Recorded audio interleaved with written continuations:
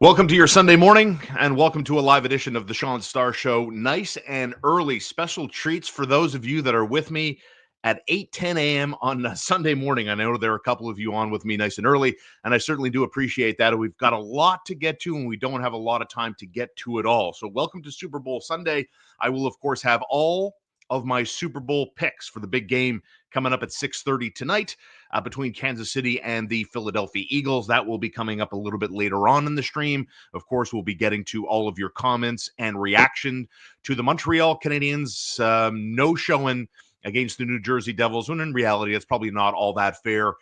Jake Allen, again, up to the task a couple of different times, and the New Jersey Devils come to the Bell Center on a Saturday afternoon and skate off with a 4-0 win as Montreal gets beaten by the Hughes boys. So it is not great for the Canadiens, who have been outscored 8-0 in their last two home games, and as a direct result, have lost 7 of their last 8, and the offense has dried up quite significantly. So I'll wait for the comments starting to filter in slowly but surely as we welcome everybody again into the live stream. And our poll question today, I want to get to that right off the top. Do you want to see the Canadiens sell pieces? Do we want to see the Montreal Canadiens sell pieces? Because let's just get to it here. Let's take a look at the NHL standings, and it's not nice, you guys. It's not great, you guys. It's really not. When we take a look at the wild card race, it's unbelievable how fast life can come at you sometimes, because it wasn't that long ago where I was looking at this team right here. I was looking at the New York Islanders, who, maybe 2 weeks ago had 48 points, and I looked at the Eastern Conference standings and I more or less drew a line.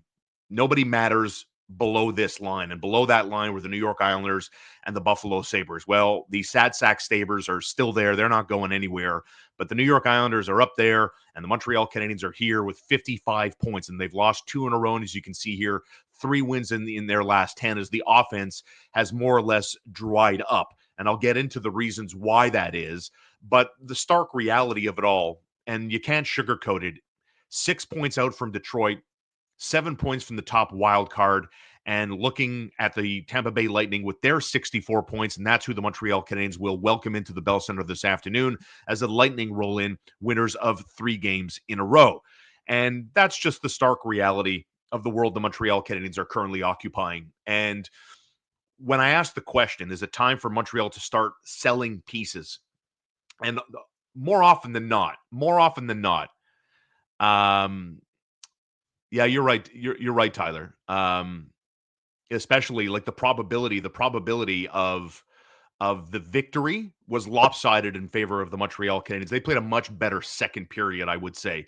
But before I get into selling off pieces, let me just react to Tyler's comment when he talks about the expected goals, 1.73 to 3.92 in favor of the Montreal Canadiens. And Jake Allen certainly was up to the task, as I mentioned off the top here.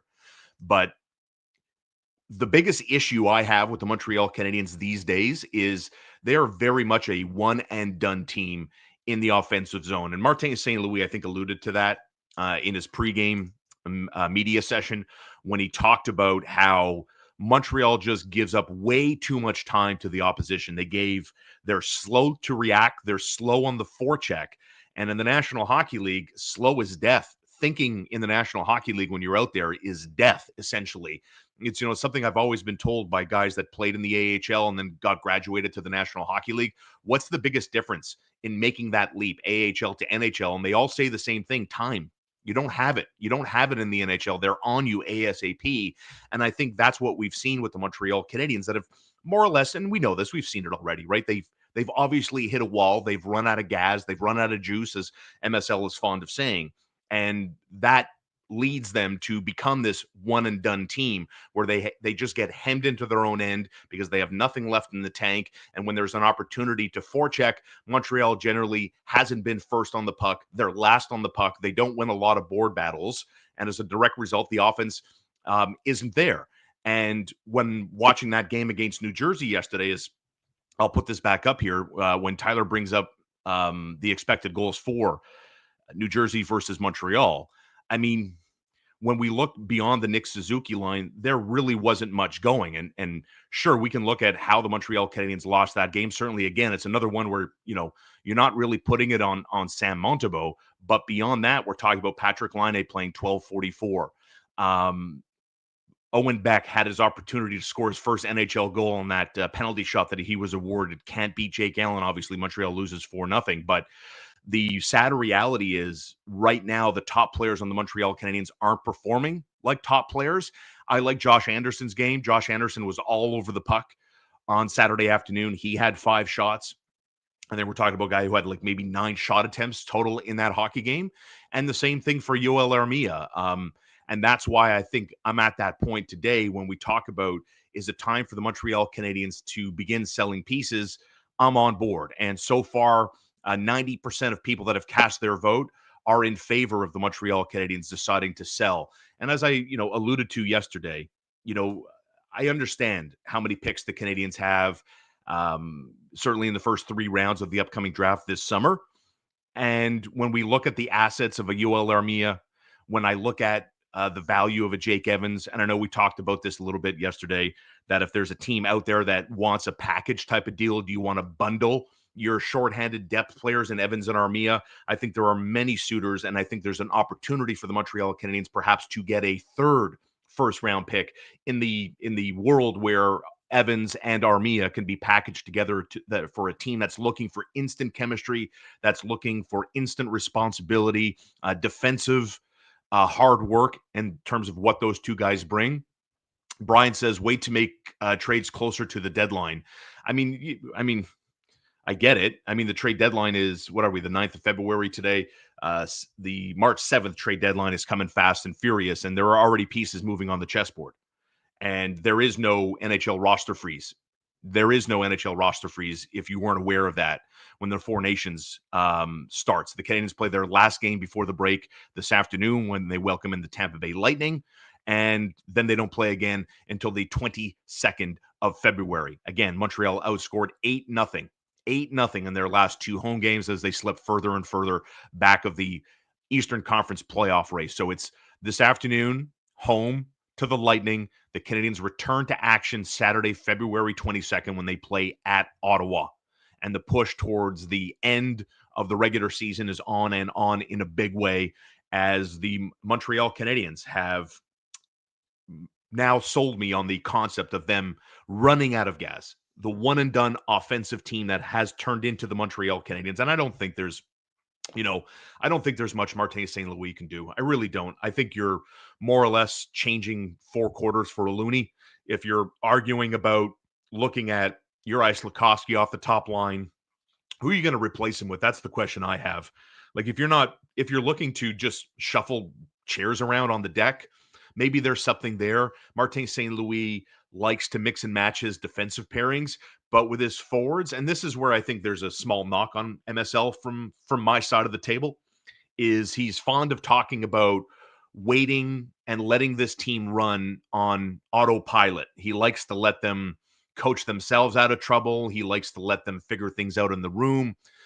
Well, sometimes the kids need parental guidance to come in and set them back on the right course. And I'm not saying MSL isn't going into the room and not doing those things, but there's a lot of letting players figure it out when sometimes I get the perception that they need a little bit more guidance. Need a little bit more guidance. I'm not sure.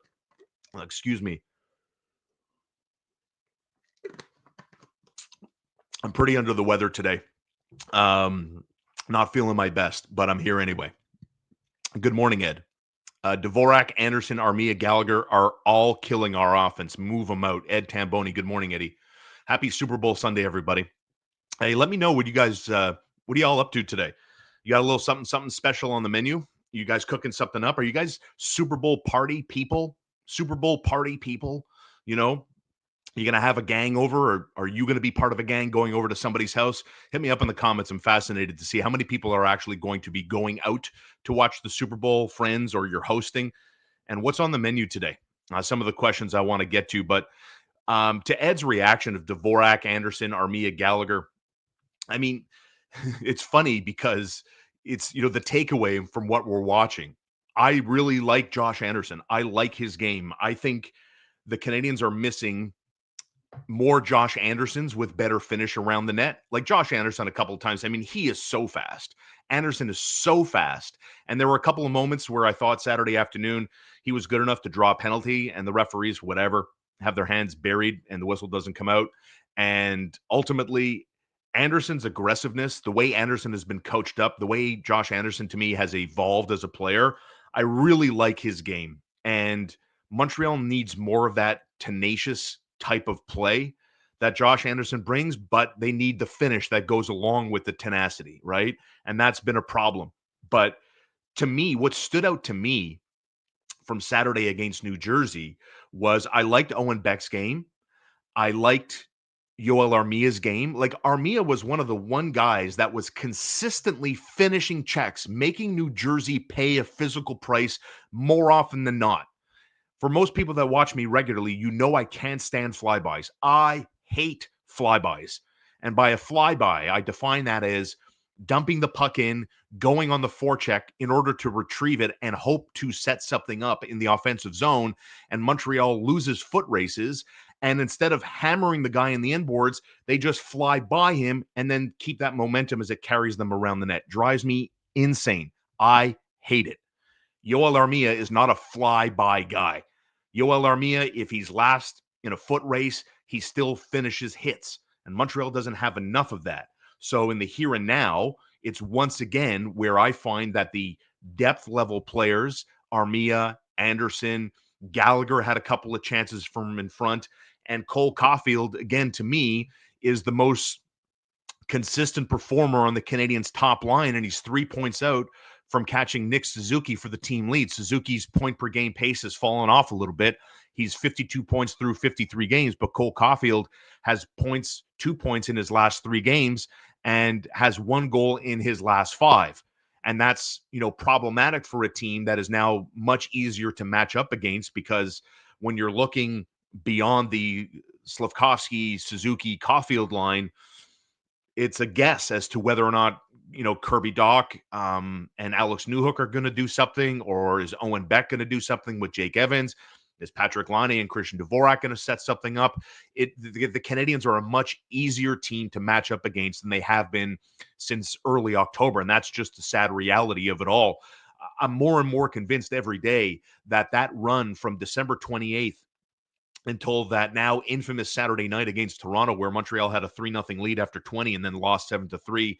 I believe that time frame from December 28th to that Saturday loss to Toronto, Montreal has absolutely nothing left. I think it's a combination of they lost their mojo, they obviously lost whatever confidence, and that run zapped so much out of them. And just the way they played, even though, Jake Allen had to make a lot of big stops, there was so much sustained pressure by the like of Jack Hughes and Jesper Bratt, and watching New Jersey continually cycle in the Canadian zone and occasionally change on the fly while still operating on offense. Good morning, Jay. I'm hoping they sign Evans. He fits the group too well. I agree. I agree. And I think I've been very consistent on this. Very, very consistent. I like Jake Evans. But I think the reality today on this 9th day of February is the same as it was when Jake Evans was shooting 30% and, getting all of this attention because he was having a moment, right? That the timing in my mind, I can't think of, does it make sense for the Canadiens to sign Jake Evans today to a 3-4 year deal? He's going to be 29. I believe this is his one chance at unrestricted free agency at getting a really fat, get in the bag, more or less. Just get in the bag. And the timing, in my eyes, isn't working. And we can talk about, Jake Evans, he's valuable, as Jay writes here. I'm still hoping they sign him. He fits too well. He does fit well. What are the results, though? The results, are they not the same? Is that just not the hard truth? Is that not the hard truth? Can we look at ourselves in the mirror here and say, is this the truth? That with or without Jake Evans, the result is still the same? Where Montreal is out of a playoff spot? I mean, I'll put it back up here for a second. Like, here are the Canadiens. Like, here at 55 points with Pittsburgh, with Philadelphia. and Buffalo. So as good as they are, and let me bring it into the league standings here for a second. Scroll down to the bottom. San Jose and the Seattle Kraken. The Montreal Canadiens are 3 points out from being a bottom 5 team in hockey. And they have Jake Evans, and they have Yoel Armia, and they have David Savard, and they have Christian Dvorak. Is that just not the hard reality? No matter what, this is where they are today because they're not right now talented enough and not capable of figuring it out. And when you put pressure at the feet of the Montreal Canadiens, when people on a national level started to talk about them, they couldn't keep up. Those are the facts. Those are just the facts today. And so yesterday's loss, 4-0, and the flybys, and just not good enough. I've more or less convinced myself that we're here regardless. Had they traded Jake Evans 2 weeks ago, they would still be where they are today. So why are we inclined then to think about, well, he fits in well with the group? True, fact, no doubt. But the results are the results, and Montreal has a timeline. Montreal has a rebuilding timeline. And that may mean more Oliver Kapanens. That could mean more of Owen Beck in a bigger role, growing into that role, seeing if Jared Davidson could do something. Because guess what, everybody? The Laval Rocket won again. They beat the Marlies again. Florian Jacki with a goal. And the Laval Rocket now with a .716 win percentage after 44 games have 63 points. And they're 9-1 on their last 10, and they're on a 7-game winning streak. And by the way, it was Connor Hughes in goal for Laval in that win over the Toronto Marlies. So the Montreal Canadiens AHL affiliate are the best in the league. So when I put all of those things together, that's kind of where I'm at today. Let's say good morning to Alain. Good morning, Alain. Time to get rid of the dead weight on our team. Find players with heart and a backbone. First line is more of a second line on most teams. We need bigger, faster guys that want to play. Merci, Alain. And it's funny too because somebody pointed out in the chat yesterday that Montreal is one of the more heavy teams in hockey, like heavy, right? But they're also one of the youngest.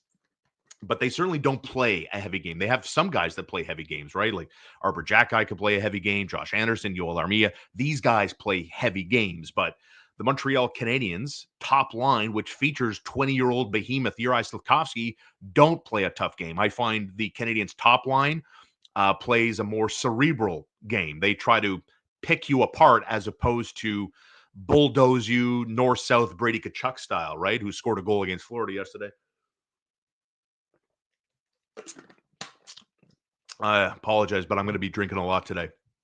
Hydration, just some electrolytes because I am not feeling well, my friends. We're struggling. We're on the struggle bus on this Sunday morning. Good morning, Brian. Thank God they don't play again until the 22nd. Well, you got to get through Tampa Bay today. And part of me thinks the Tampa Bay Lightning are coming here for blood. I believe the Tampa Bay Lightning are coming here to absolutely annihilate and embarrass the Montreal Canadiens. That's just my feeling. Because Montreal's had Tampa Bay's number here a little bit, right? Like they beat them 5-2 when we go back to the Christmas break, and they just beat up on Tampa Bay, and then they came back and beat them again 3-2. All of these games in regulation, right, with Sam Montembeault. So Jakub Dobeš is going to see the Lightning this afternoon, and considering that Montreal has had Tampa's number and the fact that the Lightning are on a little bit of a heater. I think it's big trouble. I think it could be big trouble for the Montreal Canadiens this afternoon at 1 o'clock. You can listen to it live on TSN 690. Jay, when is MSL going to force Josh Anderson to practice shootouts exclusively? Never seen so many missed breakaways. I don't disagree. He's so fast. Sometimes I think he's too fast for himself. Tyler, Anderson and Armia have been playing great lately. I don't disagree because I think, the reason for that, Tyler, and I mean this, is they are tasked with an easier game for them, right? It's go out there, be responsible, make sure your assignments are understood, go out there and execute and hit, as opposed to the other guys. Like if goals come for Armia or Anderson, it's a bonus. Like I don't think they plan for goals. They plan for goal prevention. Okay, being last, good morning. Good seeing you here on this Sunday. After the playoffs is when teams will be better positioned to know what they need. Let them finish the season. Surprises may happen. But what is that? Like we're talking about, right? Whether or not it's time for the Montreal Canadiens to sell pieces and to maximize value. Because if I'm reading this correctly, if I'm understanding this correctly, you want to see them stay together until the end of the season, right? When the Montreal Canadiens year is over on the 16th of April. And then what? What do we do there? It's what's Jake Evans going to be worth? What's Yoel Armia going to be worth? Are they going to be healthy? Teams are Other teams in the league that aren't in the position Montreal is in, and that means playoffs. They're trying to position. They're trying to get guys like Evans or Armia, assuming they want either or both of them. They're trying to get them in, see where they fit on their respective teams. So I'm of the opinion today that it's time to seriously start negotiating with other teams and trying to play one off the other in terms of a leverage game and trying to maximize the value for your unrestricted free agents, right? Because they're 3 points from bottom five in the NHL and they have the guys that everybody likes. You know, how much growth is Montreal going to do year to date? Where are they going to be at this time next year? Do we believe with Ivan Demidov here that Montreal is going to make these leaps and become a more deeper in the mix team? If you're of that opinion, I have time to listen to that point of view that this time next year in February 9th of 2026, we're going to be here talking about the Montreal Canadiens like they're the team that's well above the playoff cutoff line, right? Or certainly holding on to one of two wild card spots, or heaven forbid, even third in the Atlantic Division, right? So if you're here telling me Montreal is going to be Ottawa next season with 62 points after 56 games, I have time for let's talk about Jake Evans' role on this team. Let's talk about whether he wants to make concessions to stay here on 3 years. But if Jake Evans and his camp don't want to take air quote hometown discount, I think Ken Hughes has to maximize that value. Didier, good morning, Didier. No party, watching the game with the kids, pizzas, wings, nachos. Now that is a good time. Good to see Didier here. Didier is a longtime listener of TSN 690. We see him regularly engaging on social media. Nice to see him here on this Sunday morning, watching us live on the Sean Star Show on YouTube.com. Please hit that like button. Please, please, please hit that like button. Always good to spread positive energy through the YouTube space. And game day, 1:00. What are you guys doing for Super Bowl Sunday? I will have my Super Bowl picks coming up. Tell you who I think is going to win and why. And we'll talk about the total. We'll talk about the point spread, all that coming up soon in a matter of moments. But are you guys doing? You guys hosting? You guys going out?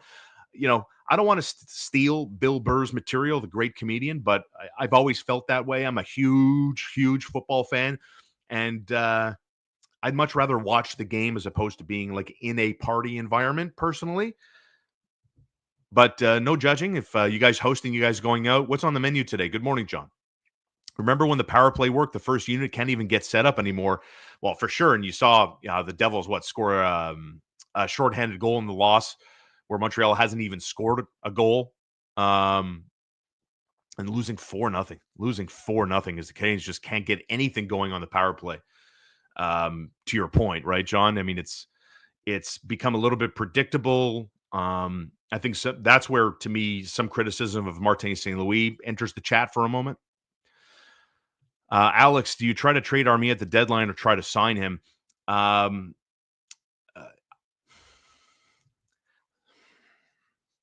like Yoel Armia. I do. I'm fond of talking about the dirty minutes he plays, but the realization that Montreal's, a handful of points from being bottom five in the National Hockey League just brings it home for me. It just brings it home that while the winning in late December into the new year was obviously great, you wouldn't change it for anything. It was lots of fun watching them beat quality teams, knowing that it's there somewhere. This team being a good club, it's there somewhere. It's just a matter of finding it consistently. And there's a lot of room left to grow. That's the reality here, that they're not as bad as they were in October and clearly not as good as they were in late December. So when I think about it that way, I don't see the timing. I just don't see the timing.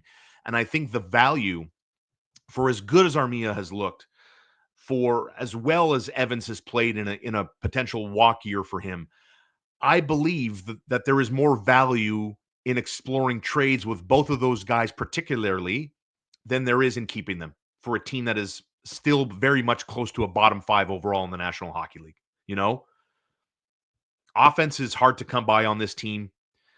There isn't a lot of consistency when it comes to reliable guys. You know, look around the National Hockey League. Look around. You know, look at Brady Tkachuk's game, right? He's on 21 goals now for the Ottawa Senators.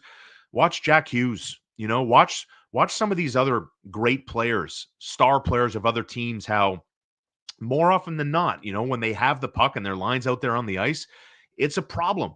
It's a problem for most teams that are trying to defend those guys. And the Montreal Canadiens, in bits and spurts, they have that, but not nearly enough. Not at a consistent enough level, in my opinion. So it just all adds up in my mind that there's a lot of room left to grow. They haven't turned a corner, and that's okay. This is it. There are two different ways to say it. You know, are the Canadiens a bad team? No. Are they an incomplete team? Yes. Yes. So more pieces of the puzzle have yet to fit in where they need to be. It's bubble tea in the house.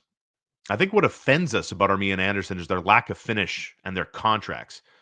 If they made less, they wouldn't be such whipping boys. Like, I don't get the perception that Josh Anderson is a whipping boy. I don't get that perception this year. And yeah, the contracts are the contracts. I mean, I'm surprised Bubble Tea didn't bring up Brendan Gallagher's contract.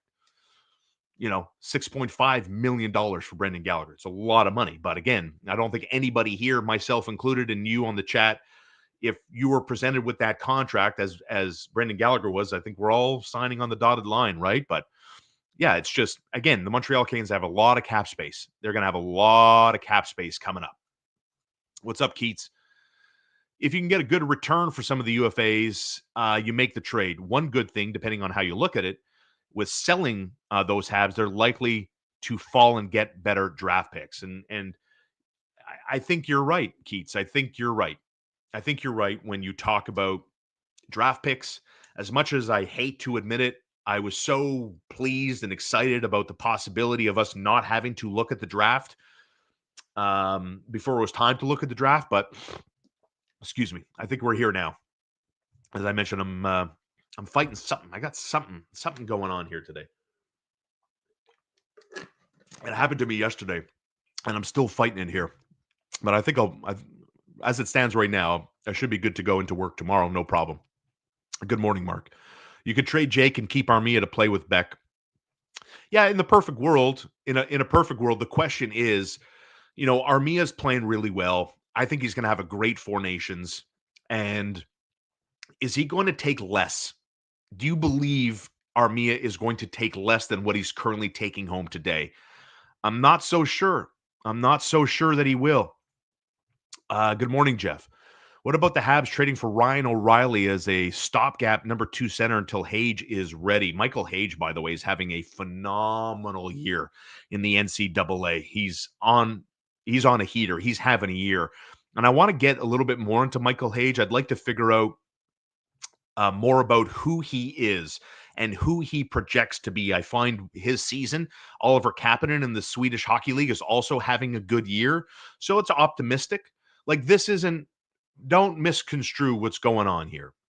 The Montreal Canadiens are on the right path. I believe that today. Hand to my heart, I believe the Montreal Canadiens are on the right path. I believe they have a lot of the right pieces. It's a matter of putting the pieces in the correct order to tell a great story. And that is the struggle that the Canadiens are trying to deal with and navigate, is telling a complete story with all of their pieces. And right now, they're just incomplete. But you saw it. You saw it, you know.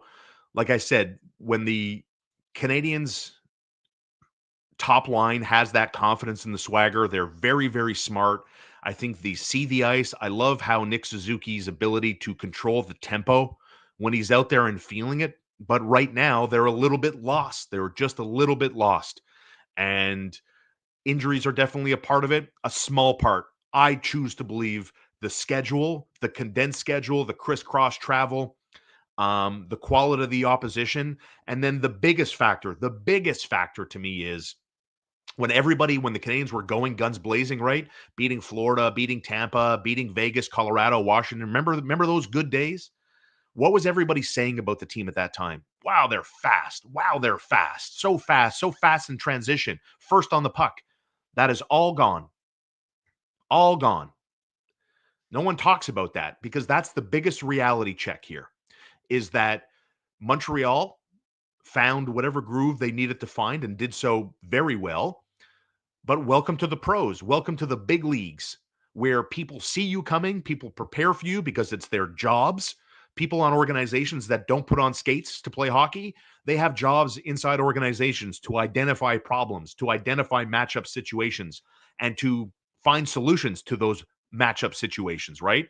And I believe that's what's happened. Advanced scouting caught on trends from the Montreal Canadiens, and they prepared their teams on how to tackle and how to contain Montreal, and they've done a marvelous job at that. Montreal has been incapable of a counterpunch. To me, that is the biggest reason why the Canadiens have fallen off a little bit. But as Tyler pointed out to get us going this morning, they played a better game against New Jersey. Second period, in the world of did Montreal deserve more in that world? Yes, they did. Yes, they did deserve more against New Jersey. But as we all know, most of us are adults here, and we know life ain't fair. Life ain't sometimes those kick in the nuts, they come when you don't expect them, you know? Good morning, Claude. Good morning, Claude Lemay. Good morning from Vancouver. Go Habs, go. Hey, your Vancouver Canucks. A much better performance from, I guess Claude's a Habs fan, but um, Elias Pettersson, a much better performance for the Vancouver Canucks as some interesting results poured in from the out-of-town scoreboard on Saturday where the Canadiens played in the afternoon. Vancouver at home gets by Toronto in a 2-1 final. The Wild beat the New York Islanders. The Calgary Flames blow a big one to Seattle. Calgary home to the Kraken. Calgary in the Western Conference really trying to keep pace with Vancouver for that wild card. The Lightning, before they come to Montreal this afternoon, they doubled up Detroit in Detroit in a 6-3 final. Other games of note, Vegas got by Boston 4-3, and Florida squashed Ottawa in a 5-1 final. Brady Tkachuk scored the only goal for the Ottawa Senators. Matthew Tkachuk had a good game for Florida. And unfortunately, the Montreal Canadiens haven't been around there.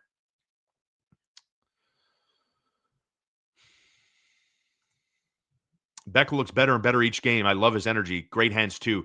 I believe lots of people that watch the Canadiens on the regular, Owen Beck and Logan Mailloux are soon going to be some of your favorite players. I really do believe that. Owen Beck, from what what I've been told about Owen Beck is Jake Evans with better scoring.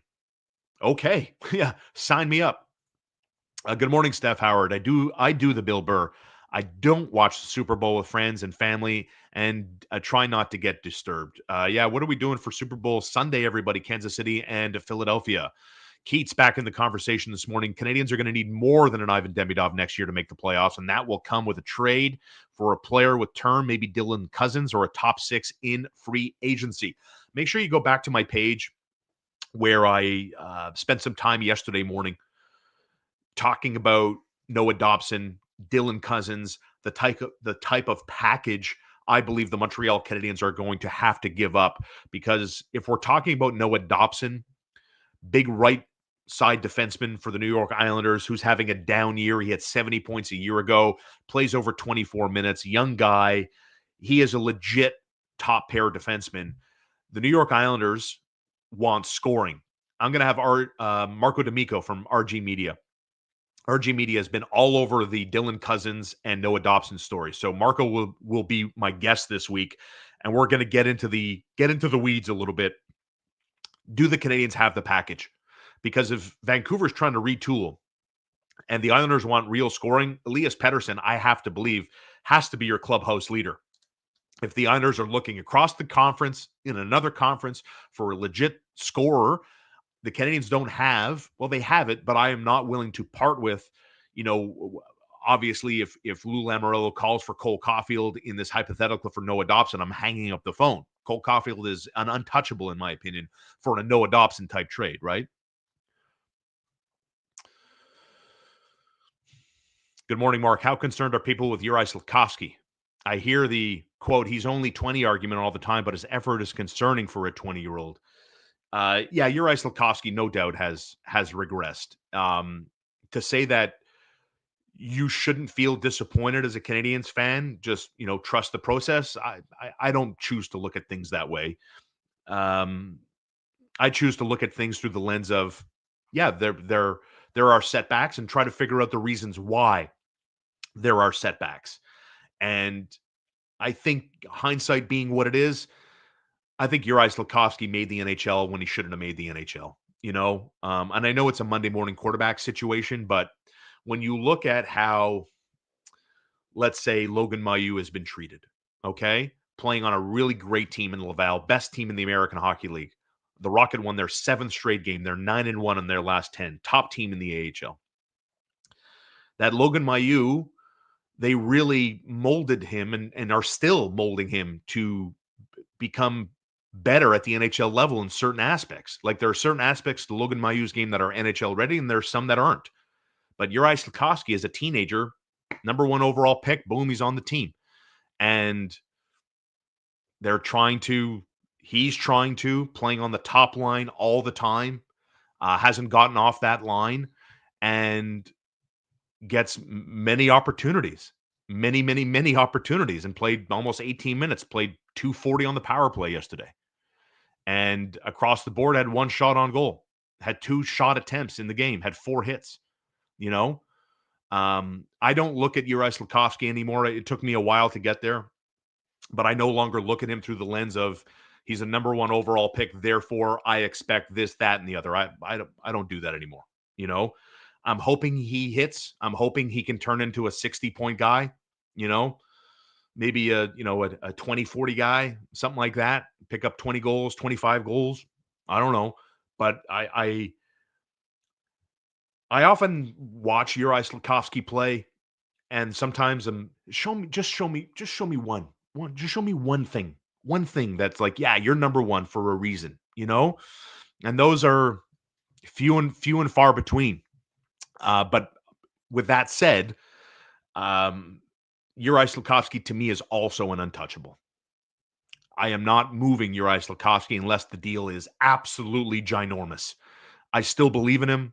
I still think he has the makeup mentally to do well. I think in the space between his ears, I think he's very good.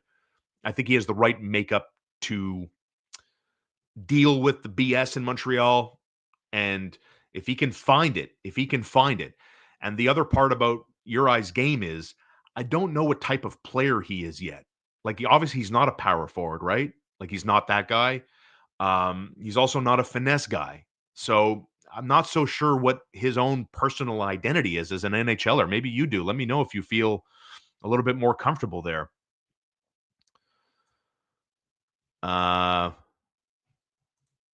Jack Hughes will wish he was a Demidov. Listen, Jack Hughes, brother. Jack Hughes is a star player. I love watching Jack Hughes play. I love watching all the Hughes boys play. But if Ivan Demidov can put Jack Hughes in his pocket, like you're saying here, like Hughes will wish he was a Demidov, from your lips to someone's ears. Because if that happens, this will be the greatest Montreal Canadian player most of us have seen in our lifetimes.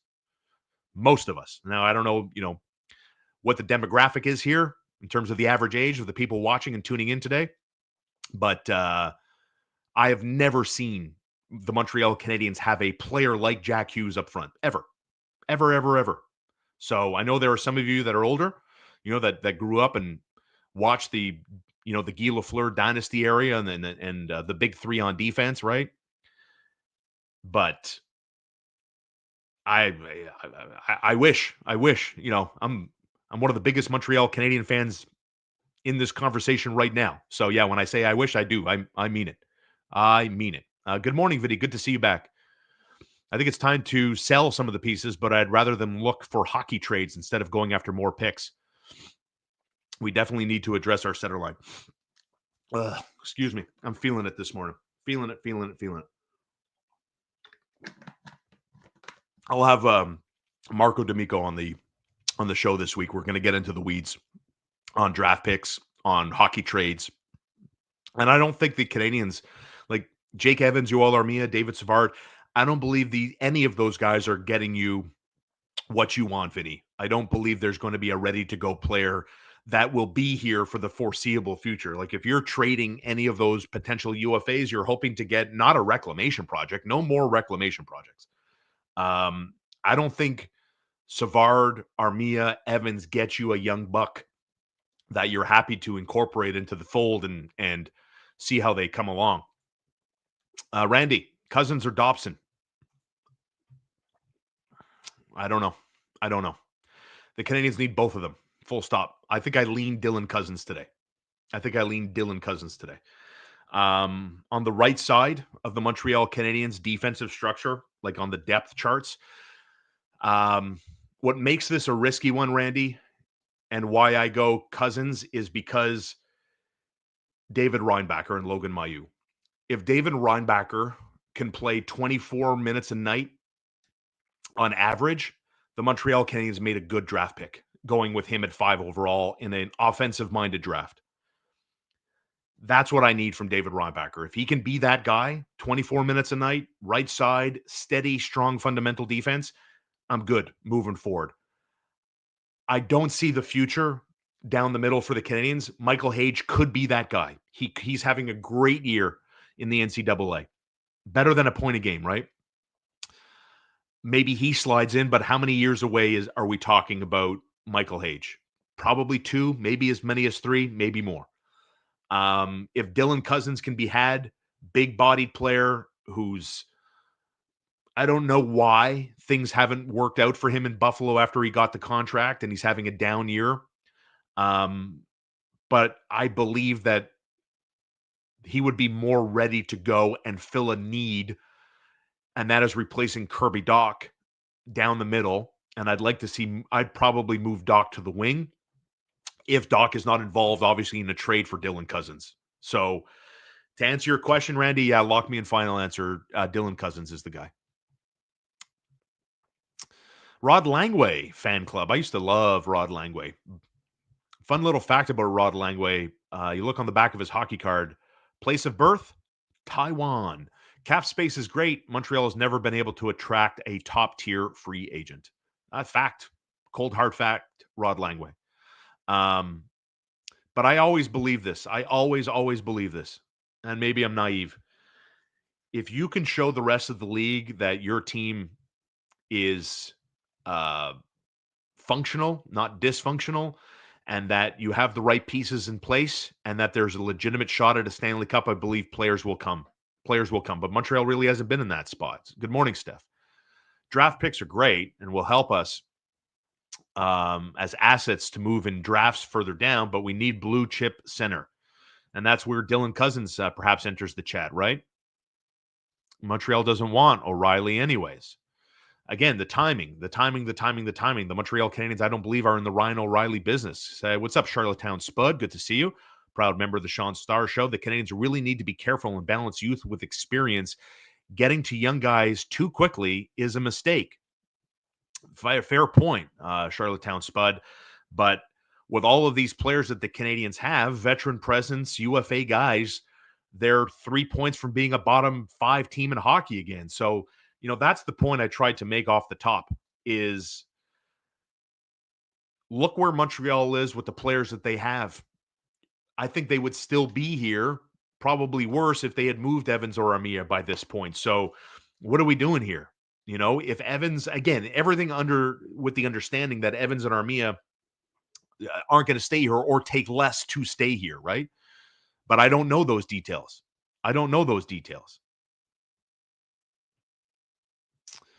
Lots of comments today. Thank you so much. What's up, Joe?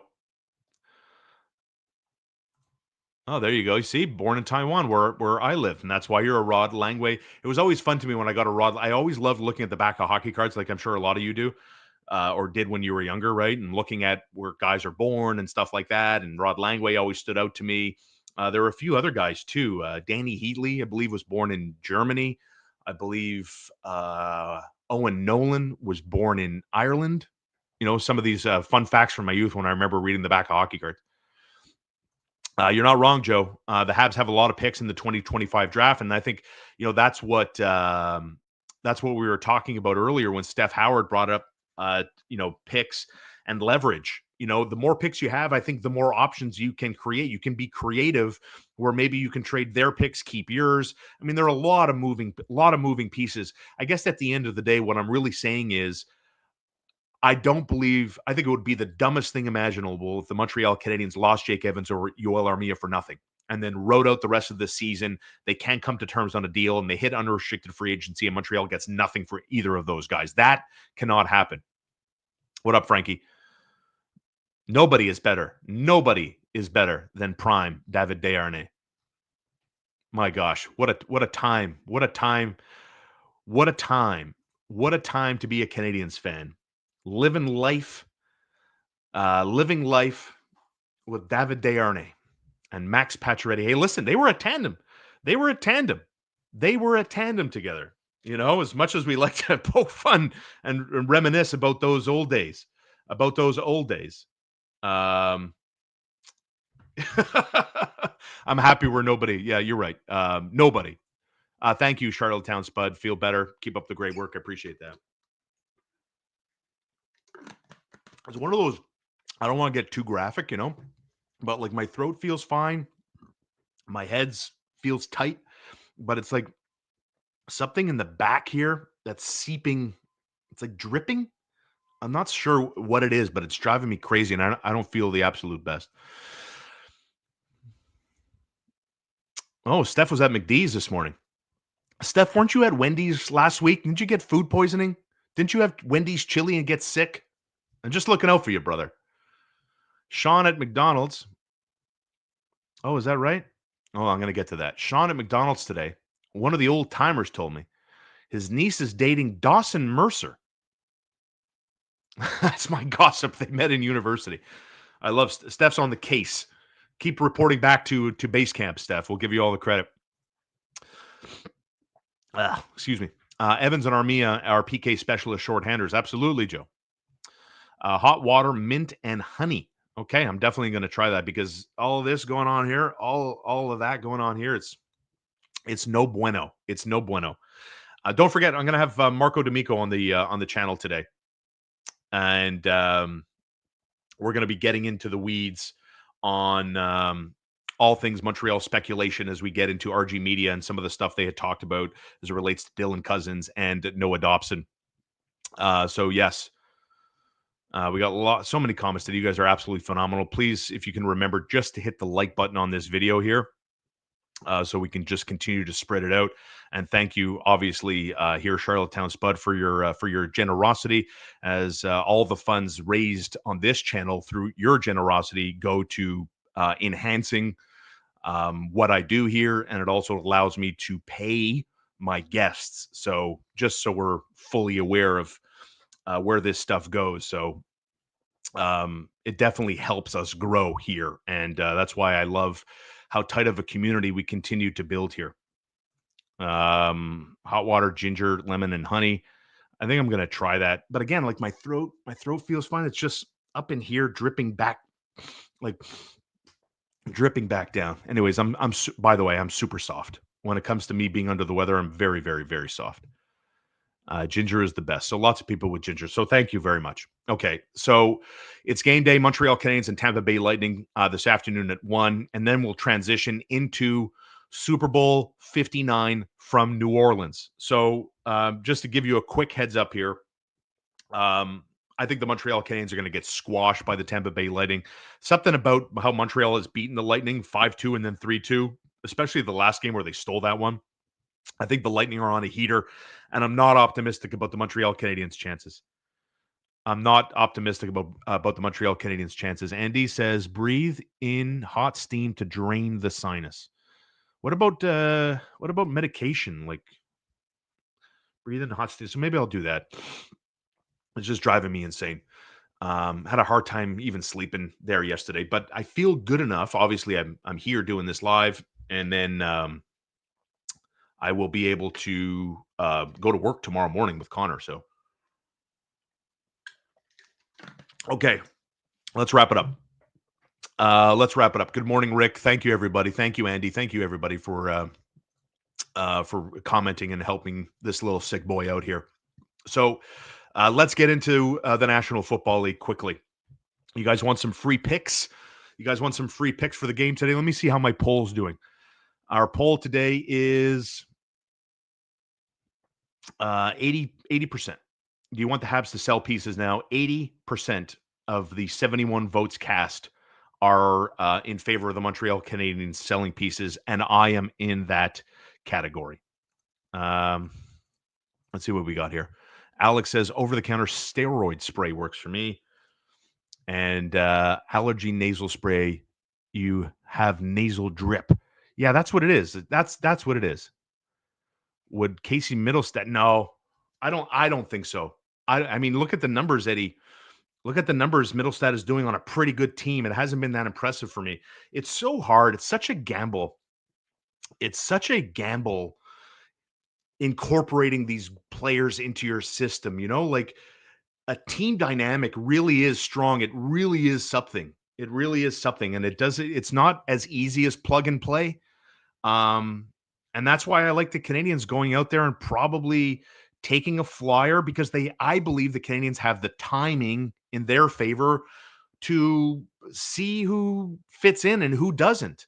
And that's why they brought in Alex Newhook. I think that's why they brought in Kirby Dach, because they have the luxury of timing to figure things out together.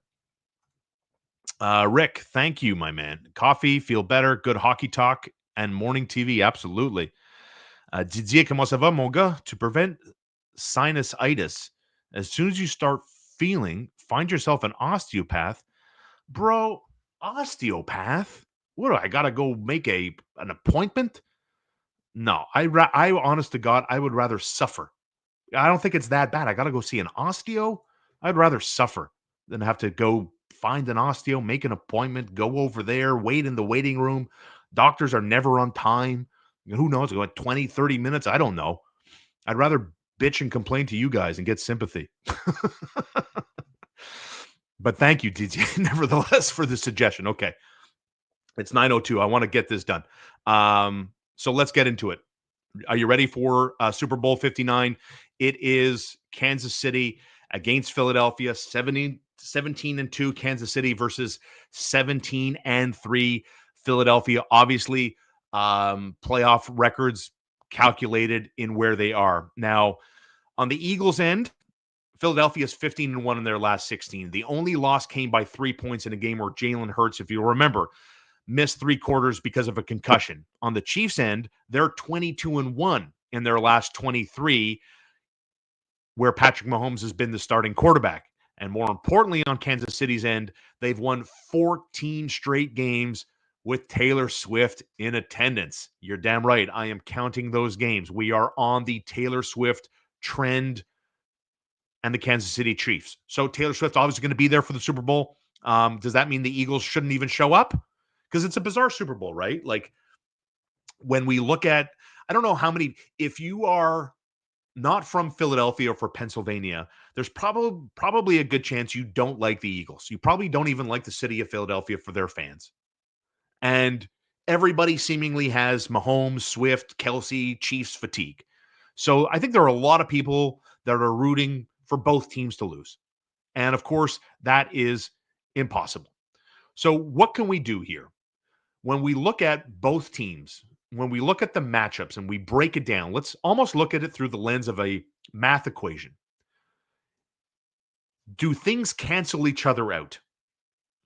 Does one team have a significant edge in multiple areas than the other?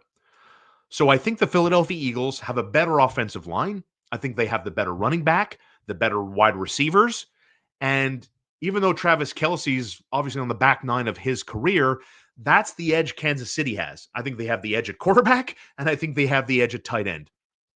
But it's not a big one. Dallas Goedert versus, Travis Kelce. What are we talking about? Kelce averages 68 yards per game in the playoffs.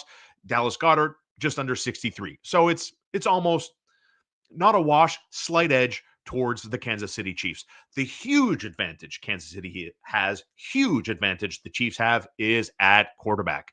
Patrick Mahomes going for his fourth Super Bowl, and if he gets it, he'll only become the fourth quarterback in league history to win at least 4 titles, joining Tom Brady, your boy Joe Montana, and Terry Bradshaw. And I think most of us look at the matchup Hurts versus Mahomes with Mahomes getting the significant edge. But how do the Eagles navigate? How do they get through the advantage? Because they have the best pass defense in the league. To prove that, throughout the course of this year into the playoffs, Philadelphia allows less than 170 yards passing per game during the regular season. That was the number one pass defense all year long. So Mahomes is going to move the ball. Against this great defense, he's going to move the ball. I agree. And here's the magic number. If you're back in Kansas City against Philadelphia tonight, you want to see Mahomes get to 230.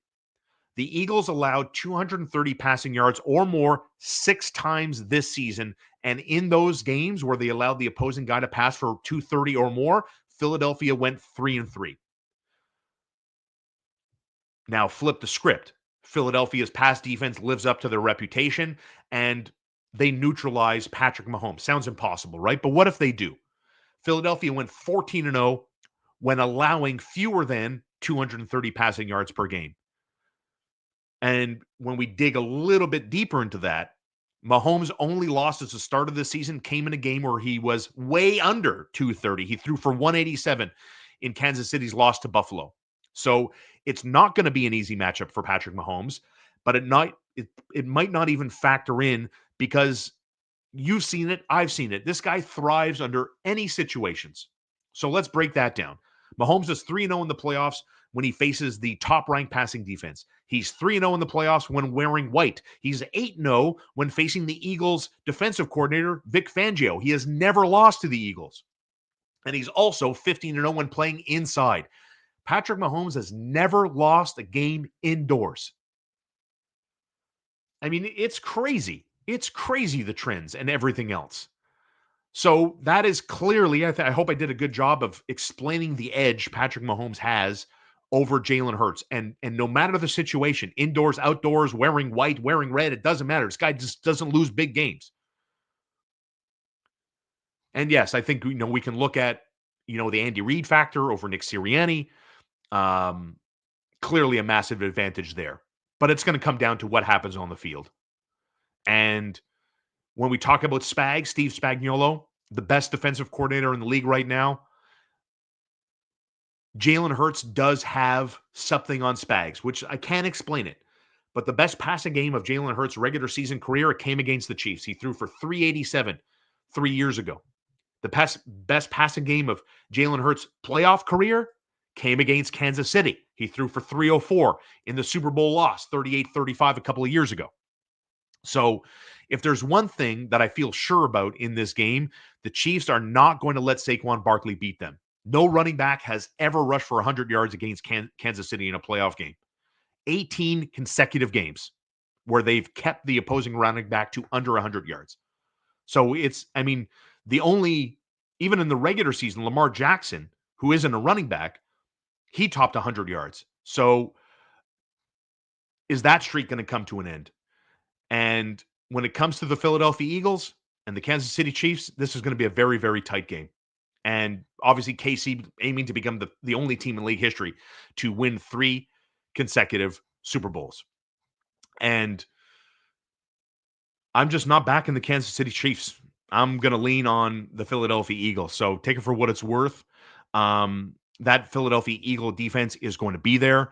And I think Steve Spagnuolo and Chris Jones are going to do everything in their power to make sure that Saquon Barkley doesn't beat them. And what does that mean? I think it opens up the field for Dallas Goedert. I think it opens up the field for Devontae Smith. And I think Jalen Hurts is ready to prove a lot of people wrong. And I think it's hard to win 3 Super Bowls in a row. I really do. And so I'm going to go out on a limb. I think the Philadelphia Eagles beat Kansas City by 10 points today.